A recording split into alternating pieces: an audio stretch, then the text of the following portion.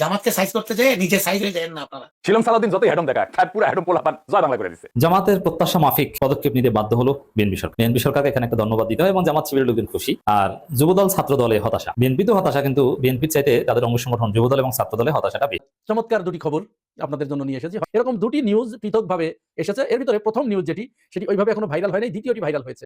সাব্বাস ব্যারিস্টার শাহরিয়ার কবির সত্যটি বাংলার মানুষের সামনে তুলে ধরার জন্য তিনি বলেছেন, বাংলাদেশের তেলের সমস্যা সমাধান করেছে বাংলাদেশ জামাত ইসলামী। তিনি বলেছেন, বাংলাদেশ জামাত ইসলামীর পক্ষ থেকে ইরান, চীন, রাশিয়া অ্যাম্বাসিডরকে ফোন দিয়েছে যাতে বাংলাদেশের তেলের কোনো সমস্যা না থাকে, প্রত্যেকটা জায়গা থেকে যেন বাংলাদেশের তেল পাঠানো হয়, হুরমুজ প্রণালী যেন বাংলাদেশের জন্য খুলে দেওয়া হয়। পরিস্থিতি দেখে মনে হচ্ছে যে সমস্যা সমাধানের আরেক নাম হচ্ছে জামাত শিবির। যে কোনো জায়গায় বিরাট ধরনের সমস্যা রাষ্ট্রীয় পর্যায়ে, সমাজে, কোনো প্রতিষ্ঠানে জামাত শিবিরকে দায়িত্ব দিয়ে দিন সমস্যা সমাধান। আওয়ামী লীগের সবাই কেন খুশি?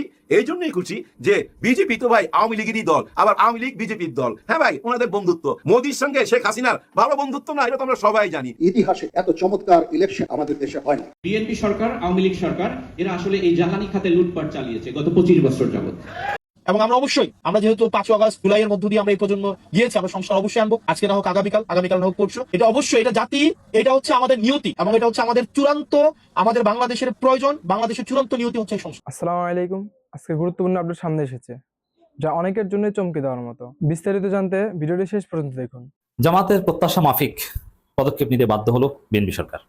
বিএনপি সরকারকে এখানে একটা ধন্যবাদ দিতে হয় এবং জামাত শিবিরের লোকজন খুশি। আর যুবদল ছাত্র দলে হতাশা, বিএনপি তো হতাশা, কিন্তু বিএনপির চাইতে তাদের অঙ্গ সংগঠন যুবদল এবং ছাত্র দলে হতাশাটা বেশি। তো যুবদল ছাত্র দলের হতাশা, এই কান্নাকাটি দেখে জামাত শিবির হাসছে, এটা রিয়ালিটি।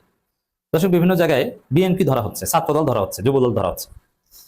যারা জামাত শিবিরের উপর নির্যাতন করেছে এরকম অনেককে ধরা হচ্ছে। তবে জামাত শিবিরের উপর নির্যাতনের কারণে ধরা হচ্ছে না, ধরা হচ্ছে চাঁদাবাজির কারণে, ধরা হচ্ছে মাদক ব্যবসার কারণে। আমি একটা ইকুয়েশন আগে মিলেই, বিএনপি জামাত তারা ঐক্যবদ্ধ ছিল। বিএনপি জামাতের আন্ডারস্ট্যান্ডিং অনেক পুরানো, জিয়াউর রহমানের আমল থেকে বিএনপি জামাত সুসম্পর্ক। শহীদ প্রেসিডেন্ট জিয়াউর রহমান তিনি আলেম ওলামাদের ডাকতেন, মাওলানা আব্দুর রহিমদের ডাকতেন, কামরুদ্দিন জাফরিদের ডাকতেন এবং জামাতের সাথে খুব ভালো সম্পর্ক রাখতেন। এবং জামাত তো নিষিদ্ধ ছিল, জিয়াউর রহমান জামাতকে বৈধ করেছেন। এমনকি জিয়াউর রহমান যে ৫ম সংশোধনী করেছেন। এই যে মধ্যপ্রাচ্যের সাথে একসময় জামাতের দলীয়ভাবে চমৎকার সম্পর্ক ছিল। বলা হয়ে থাকে যে অধ্যাপক গোলাম আজম যখন সৌদি আরবে যেতেন, তখন সৌদি আরবের বাদশারা মনে করতেন যে বাংলাদেশের প্রধানমন্ত্রী এসেছে, এতটা মূল্যায়ন করতেন তাকে। প্রধানমন্ত্রী প্রেসিডেন্টকে যেভাবে রাষ্ট্রীয় মর্যাদায় হজ করান, জামাত নেতাদের ওই মর্যাদায় হজ করাতেন। জামাতকে হিউজ অ্যামাউন্টের টাকা দিত সৌদি বাদশা এবং সৌদি সরকারের যে কোরবানির টাকা, কোরবানির গোস্ত, দুম্বার গোস্ত, উটের গোস্ত, এবং রমজানের যে আজকে খেজুর নিয়ে যে হাসনাত আব্দুল্লাহ বক্তব্যের মাধ্যমে খেজুর কাণ্ড সম্পর্কে জানতে পেরেছেন, এগুলো কিন্তু একটা সময় 80 দশকে জামাত ইসলামের মাধ্যমে সৌদি সরকার দিত।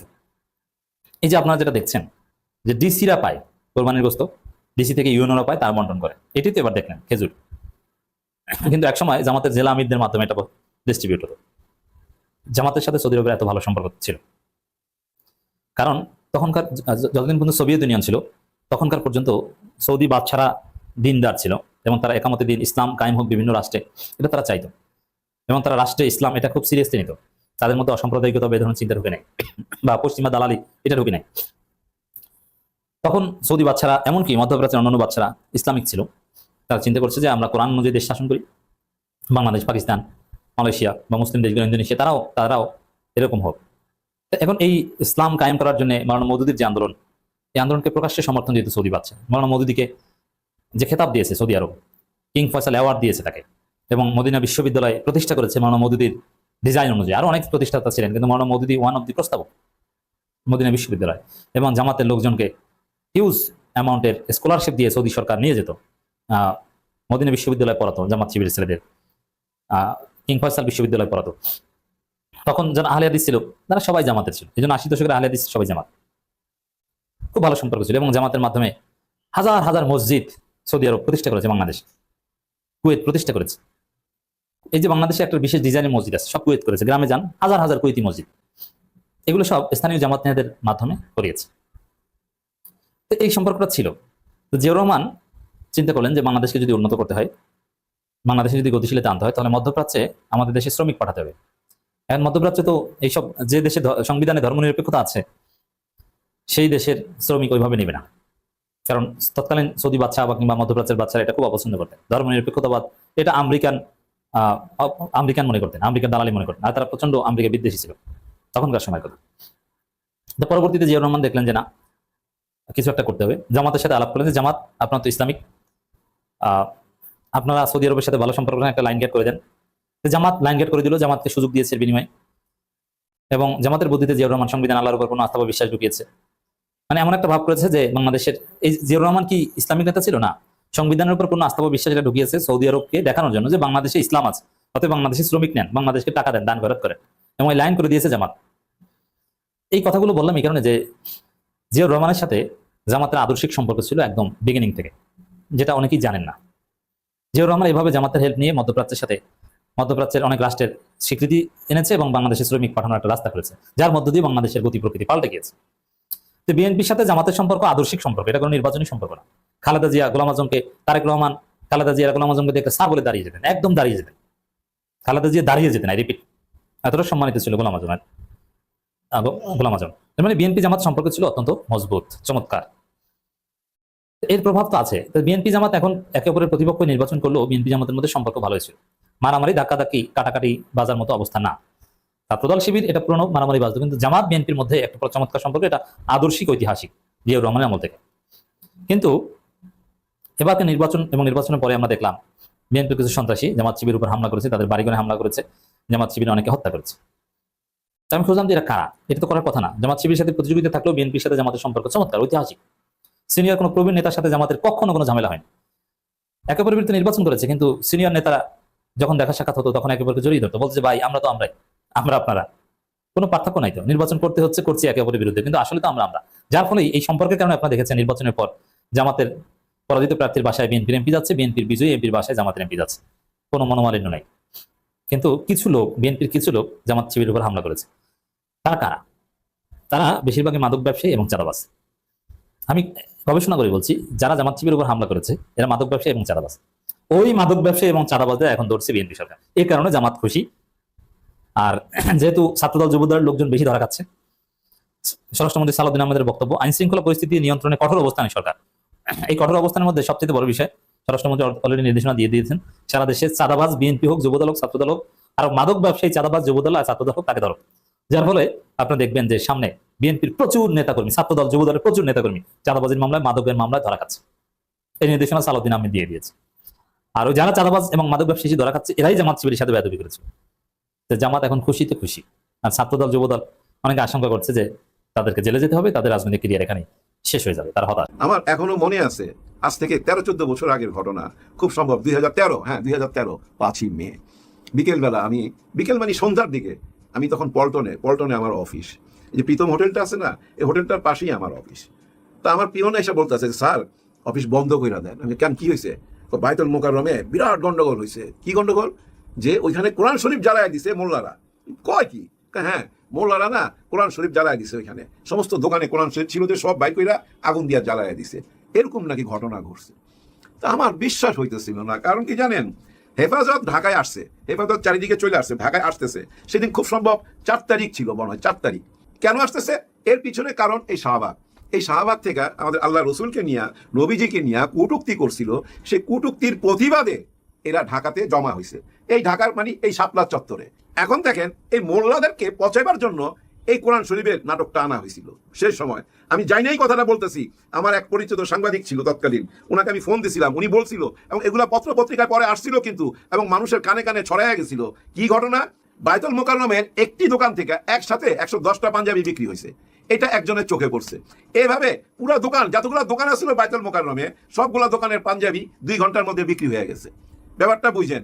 আর ওই পাঞ্জাবি গায়ে দিয়া, মাথায় টুপি লাগায়া আক্রমণ করছে বাইতুল মোকাররমে যে ইসলামিক ফাউন্ডেশন আছে, ওটার নিচে ভাই অনেক বই দোকান আছে, সব ইসলামিক বই বিক্রি করা হয়, সেখানে যায় আক্রমণ করছে এবং ওগুলা আগুন দিয়া পোড়াইছে। মানে হেফাজত কত বড় খারাপ এটা প্রমাণ করার জন্য। চিন্তা করেন, এটা কি করতে পারে? যে মানুষটা মাদ্রাসায় পড়ে, যে ছেলেটা মাদ্রাসায় পড়ে, ওই ছেলেটা কোনোদিন আর কোরআনে আগুন লাগাইতে পারে? ভাই এটা সম্ভব? ওর হাত কাঁপবে তো, ও মারা যাবে, হার্ট ফেল করে মারা যাবে, ভয়াবহ ব্যাপার তো, ভাবতেই তো পারবে না। কিন্তু কারা করছে? যারা আসলে ওই মাদ্রাসার সাথে জড়িত না, তারাই এই কাজটা করছে, কইরা তাদের উপরে বদনাম চাপায় দিতে চাইছিল। যাই হোক, 4 তারিখের রাতটা এভাবে গেছে। 5 তারিখে সৈয়দ আশরাফ সাহেবের একটা বাণী দেখলাম, উনি একটা বাণী দিল যে তোমরা যারা শাপলা চত্বরে আছো ঘরে ফিরে যাও, তোমরা যেন আর কোনোদিন ঘর থেকে বাইর না হইতে পারো সেই ব্যবস্থাও আমরা করব, সাবধান করতেছি, তোমরা ঘরে ফিরে যাও। দেখেন ঘরে ফিরে যাইতে বলতেছে এবং ভবিষ্যতে ঘর থেকে যেন বাইর না হতে পারে সে ব্যাপারেও একটা থ্রেট করে দিল, হুমকি দিয়ে দিল সৈয়দ আশরাফ সাহেব। উনি কম কথা বলে, কিন্তু যেটা বলে বোমের মতো ভাই, হ্যাঁ বোমের মতো। এই কথাটা বলার সঙ্গে সঙ্গে আন্দোলন আরো তীব্র হইলো। হ্যাঁ ভাই, আন্দোলন আরো তীব্র হইলো এবং ঢাকার আশেপাশে যতগুলা জেলা আছে, বিশেষ করে ভাই এই সায়দাবাদ থেকে নিয়ে এই রাস্তাটা চিটাগাং এই রোডে বহুত মাদ্রাসা আছে। এইসব মাদ্রাসার ছেলেরা এবং এই যে মিরপুর রোডের এখানেও কিন্তু প্রচুর মাদ্রাসা আছে, এই মাদ্রাসার ছেলেরা সবাই আইসা এই শাপলা চত্বরে জড়ো হইলো। বিকাল হইলো, সন্ধ্যা হইলো, তখন শোনা যাইতেছিল বিএনপি আইসা যোগ দিবে এই শাপলা চত্বরে, এরকম কথা শোনা যাচ্ছিল। হ্যাঁ, সবাই অপেক্ষা করতেছিল বেগম খালেদা জিয়া কি বলে, কিন্তু উনি যা কিছু বলতো এগুলো তার মিডিয়াতে প্রকাশ করতো না। কানা ঘোষা চলতেছিল যে বিএনপি যোগ দিবে সকালবেলা যায়, এরকম একটা আওয়াজ চারিদিকে উঠা গেল। কিন্তু মাঝ রাতে সারা বাংলাদেশের চ্যানেলের সমস্ত ক্যামেরা এখানে ছিল, কিন্তু হঠাৎ করে লাইট অফ করা হলো, সমস্ত চ্যানেলের ক্যামেরাগুলোকে সরাইয়া দেওয়া হলো এবং এই বেনজির সাহেব এবং তার দল বল, পুলিশের একজন ছিল, আরো কারা কারা ছিল, বিজেপি টিজেপি সবাই মিলা ভাই মাঝ রাতে আক্রমণ। দেখেন শাপলা চত্বর মানে কি, এটা মতিঝিল এলাকা, এখানে কোনো বাড়ি ঘর নাই, সব কমার্শিয়াল বিল্ডিং এবং এই বিল্ডিং গুলো তালা দেওয়া মানে কি জানেন, আপনার কোনো দিকে যাইতে পারবেন না, অফিসও ঢুকতে পারবেন না, পালাইবার আর কোনো রাস্তা নাই। এখন দেখেন এই মহা রোডের মধ্যে ওই পাশ থেকে এই পাশ থেকে দুই পাশ থেকে আক্রমণ বলতে কি লাঠি বেটা, না না না না, এগুলা ভিডিও ফুটেজ আছে, আমি দেখাবো না, দেখাইতে গেলে ভাই প্রবলেম, আপনারা দেখা নিয়েন। গুলি মনে হইতেছে কি জানেন, যুদ্ধক্ষেত্র। আরে এরা কি মানুষ না? পাজামা পাঞ্জাবি পরে, দাড়ি রাখে বইলা এদেরকে কোনো জাত মনে হয় না, ক্লাস মনে হয় না। আমাদের সমাজে তো আবার টাই স্যুট না লাগাইলে সুশীল হওয়া যায় না, হ্যাঁ, সমাজে যোগ্য ব্যক্তি হওয়া যায় না। ওদেরকে যোগ্য মনে না হওয়ার পিছনে কারণ কি? কারণ তো আপনারা বুঝেন। এই যে 2-3 দিন আগে যে মনিয়াপা যে কথাগুলা বললো, আপনারা তো বুঝছেন এরা লিল্লা খায়, মেসকিন। এই যে ফজলুর রহমান, এই অ্যাডভোকেট ফজলুর রহমান, উনি বলতো না এরা লিল্লা খায়, এরা মেসকিন, তার মানে কি এরা ভিক্ষা কইরা খায়। এমনও কথা বলছে এদেরকে কেউ যেন পেটে না নেয়। চিন্তা করেন, কোনো মা বোন যেন এদেরকে পেটে না নেয়, মানে জাত হিসাবে কত খারাপ জাত। এরা তো স্ট্যান্ডার্ডই না বাংলাদেশের, মানে এরা কোনো জাতিরই না। এরা ভিক্ষা খায়, লিল্লা খায়, মানুষের দাওয়াত খায়া বেড়ায়, মিলাদ পড়ায়, আর কি কাজ করে, এত খারাপ চোখে দেখে বলেই কিন্তু ওইসব কথা বলে। এরা জাকাত খায়, লিল্লা খায়, এইসব কথা বলার পিছনে কিন্তু ওই জাত চিন্তা করে। এরা হলো নিম্ন জাতের, ছোট জাত, মুসলমানের মধ্যে ছোট জাত। এরা ভিক্ষা কইরা খায়, লিল্লা খায়, এই চোখে দেখে। এটা বুঝতে হবে। এই সুশীল সমাজের চিন্তা ভাবনা থেকেই কিন্তু ওই যে দেখেন না, কিছু অ্যাডভাইজার বইলা বেড়াইতেছে এই দেশে জঙ্গি আছে, ওই জঙ্গি কার্ড খেলতে চাইতেছে আবার। যাই হোক, এগুলো পরে আলাপ করা যাবে। আমি সেই ভয়াবহ রাতে ফেরত যাই। সেই ভয়াবহ রাতে কোনো টিভিতে কিছু দেখায় নাই। দিগন্ত টিভিতে কিছু একটা অংশ দেখাইছিল, কিছু একটা অংশ, কিছুক্ষণ পরই, ঘন্টাখানিক পরই বন্ধ হয়ে গেল, আর দেখা যাচ্ছে না। কত টেলিভিশন টিপি করি, কোনো টেলিভিশন দেখা যাচ্ছে না, কোনো চ্যানেলই আর কিছু দেখা যাচ্ছে না, কারণ সব বন্ধ করে দিছে। উদ্দেশ্য কি? ভয়াবহ উদ্দেশ্য। কত মানুষ মারছে কেউ জানে না। সকালবেলা পানি দিয়া ধুইতেছে, পুরা মতিঝিল ধুইতে হয়েছে, তো পুরা মতিঝিল পরিষ্কার করতে হয়েছে, রক্তের দাগ মুছতে হয়েছে। এখন শোনা যাচ্ছে 32 জনের মতো শহীদ হয়েছে।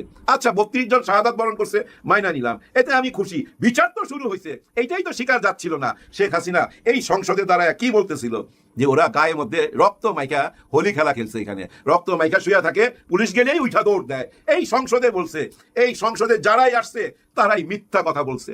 এই সংসদে মিথ্যা কথা বলা হয় সবসময়। এই গত 50 বছর যাবৎ দেখতেছি যে সরকারি আসছে মিথ্যা কথা বলছে। এই সংসদে দ্বারাই বাকশাল তৈরি করছে, এই সংসদে দ্বারা মানুষের অধিকার হরণ করছে, এই সংসদে দ্বারা এখনো মিথ্যা কথা বলা হয়। এই সংসদে দ্বারা এই যে গুম খুন অধ্যাদেশ, এই অধ্যাদেশ বাতিল করা হয়। এই সংসদে দ্বারা স্বাধীন বিচার বিভাগ যে আমরা চাই সেই অধিকার হরণ করে। এই সংসদে দ্বারা এই যে পুলিশ কমিশনার করা হয়েছিল, পুলিশের সংস্কারের কথা বলা হয়েছিল, সেই অধিকার ছিনায় নেই। এই সংসদে বারবার মিথ্যা কথা বলা হয়। এই সংসদে দ্বারা জোর গলায় বলা হয়, এই ভাই তোমাদের সঙ্গে মিথ্যা কথা বলছিলাম, নাটক করছিলাম, অভিনয় করছিলাম, কারণ নির্বাচনের জন্য তোমাদের সাথে তাল মিলাইছি, তোমাদের সঙ্গে হ্যাঁ হ্যাঁ বইলা গেছি।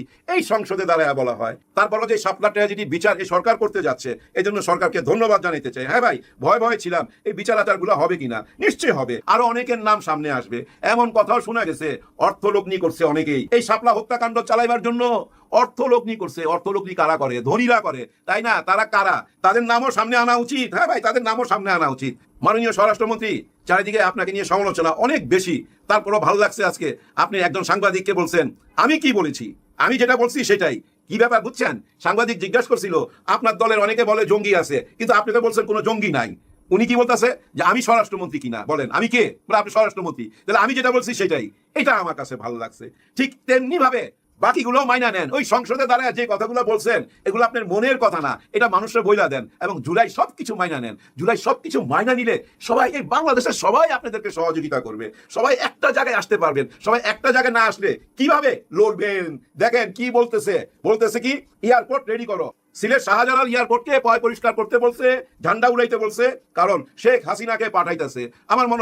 আমার তো মনে হয় শুভেন্দু অধিকারী উনি নিজেও সাথে আসবে। হায় হায়, সেই শুভেন্দু অধিকারী যে ভাই 2 বাটি খাইছিল, 2 বাটি গরুর মাংস খাইছিল, এটা আমি বলি নাই, উনার দলের লোকই বলছিল, উনার দল করতো তখন। যাই হোক, উনি কিন্তু মহা খুশি এবং খুশির বন্যা বয়ে যাইতেছে কোথায় জানেন? আওয়ামী লীগের ঘাটিতে। আওয়ামী লীগের সবাই কেন খুশি? এই জন্যই খুশি যে বিজেপি তো ভাই আওয়ামী লীগেরই দল, আবার আওয়ামী লীগ বিজেপির দল। হ্যাঁ ভাই, ওনাদের বন্ধুত্ব মোদির সঙ্গে শেখ হাসিনার ভালো বন্ধুত্ব না, এটা তো আমরা সবাই জানি। বিজেপি মানি আওয়ামী লীগ, আওয়ামী লীগ মানি বিজেপি। এই যে শুভেন্দু অধিকারী নির্বাচন করছে, এই নির্বাচনে কি টাকা দেয় নাই? না হলে তো ভাই 1000 কোটি টাকা তো দিছে নির্বাচনের জন্য, দিছে ভাই। না দিলে উনি কেন বলতেছে এই তোমরা রেডি হও, আমি শুভেন্দু শেখ হাসিনারে পাঠাইতাছি? বাংলাদেশের প্রশাসন নাকি তাকে স্যালুট মাইরা নিয়ে যাবে। আর বর্তমান যে সরকার, তারেক রহমানের সরকার অবৈধ সরকার, এবং ডক্টর ইউনূসের সরকার সেটাও অবৈধ সরকার। দুইটা সরকারই অবৈধ। এখনো শেখ হাসিনা এই দেশের প্রধানমন্ত্রী, উনি বলতেছে, তার মানে কি টাকায় কথা বলে? হ্যাঁ ভাই, এখন জিতা যাওয়াতে আওয়ামী লীগ খুশি, খুবই মিষ্টি খাইতেছে, কিন্তু ওরা বুঝতেছে না কিভাবে যে ডুবাইয়া দিল আওয়ামী লীগ রে। যতটা ভাই গ্রহণযোগ্যতা পাইছিল সেটাও পিছায় পড়লো। কেন পিছায় পড়লো? উনি নিজে বলতেছে যে আমাকে কোনো মুসলমান ভোট দেয় নাই, আমাকে ভোট দিয়েছে হিন্দুরা। চিন্তা করেন, আমাকে কোনো মুসলমান ভোট দেয় নাই, আমাকে ভোট দিয়েছে হিন্দুরা। উনি কিন্তু হিন্দুবাদী রাজনীতি করে, এইটা আমি আবার সাপোর্ট করি ভাই। উনি হিন্দুবাদী রাজনীতি করবে, উনি হিন্দু মৌলবাদী, কিন্তু আমি মুসলমান, আমি ইসলামবাদী রাজনীতি করব, আমি ইসলামের মৌলবাদী হব। অসুবিধা কি? এইটা মাইনা নিতে অসুবিধা, কারণ ওই যে একটু আগে বললাম লিল্লা খায়, ওরা ভিক্ষা কইরা খায়, ওরা জাকাত খায়, ওরা আমাদের জাতের না, আমরা তো স্ট্যান্ডার্ড জাত, ওরা হলো লো ক্লাসের জাত। এই হচ্ছে আমাদের চিন্তা ভাবনা, মোল্লা মুসলিমদেরকে নিয়ে আমাদের চিন্তা ভাবনা এটাই। কিন্তু ওরা ভুইলা গেছে, জন্মের সময় তাদেরকে লাগে, আবার মৃত্যুর সময় তাদেরকে লাগে। মৃত্যুর সময় আপনার জানাজা পড়াইবার জন্য আপনার অফিসের বসকে কি ডাকবেন যে বস আসেন, না একজন হুজুরকে ডাকবেন বলেন আপনার জানাজা পড়াইবার জন্য? তার মানে পৃথিবী থেকে বিদায় নিবার সময় যার হাত ধরে বিদায় নেন, যার দোয়া নিয়ে বিদায় নেন, তাকে আবার ছোট জাত মনে করেন, তাদেরকে আপনি স্ট্যান্ডার্ড মনে করেন না, যার জন্য আপনাদের মুখে শোনা যায় জাকাত খায়, লিল্লা খায়। তবে আপনাদের না বয়স হয়ে গেছে। হ্যাঁ ভাই, আপনারা পুরানো আমলের লোক, আপনাদেরকে এই সমাজ, এই বর্তমান যে যুগটা, এই যুগের ছেলেপেলেরা আপনাদেরকে একদমই পছন্দ করে না, আপনাদের রাজনীতিও পছন্দ করে না, আপনাদের কথাবার্তাও পছন্দ করে না। কারণ কি জানেন? ওরা সত্যটা বুঝতে পারে এবং যুক্তি দিয়া সত্যটাকে সামনে তুলে ধরতে পারে। এই ক্ষমতাটা এই বর্তমান জেনারেশনের আছে। যার জন্য বললাম আপনারা ওই পুরনো রাজনীতি দিয়া কিচ্ছু করতে পারবেন না। মানুষের ভিতরে পরিবর্তন আসছে। বিদায়ের আগে শুধু বলবো, জুলাইকে মাইনা নেন। জুলাইকে মাইনা না নিয়া যদি ধরেন এই ঢাকা শহরের যে ফুটপাথ আছে না, ফুটপাথ গুলো যদি স্বর্ণের টাইলস দিয়ে মোড়াইয়া দেন, এই ঢাকা শহরটাকে যদি দুবাই সিটি বানায় ফেলান, এই ঢাকা শহরকে কিচ্ছু যায় আসে না। গণভোটের অধিকার চাই, যে ভোটটা দিছি সেই ভোটের অধিকার চাই, সংস্কার চাই। মানুষের মধ্যে বিশ্বাস আসতেছে না কেন জানেন? ওই জুলাই সনদপত্রের জন্য। যতক্ষণ পর্যন্ত জুলাই সনদপত্র মাইনা না নিবেন, গণভোট মাইনা না নিবেন, ততক্ষণ পর্যন্ত কারো বিশ্বাস আসবে না। ভিডিওটি মনোযোগ দিয়ে দেখার জন্য অসংখ্য ধন্যবাদ। ভিডিও সম্পর্কে কোনো মতামত থাকলে অবশ্যই কমেন্ট সেকশনে জানাবেন।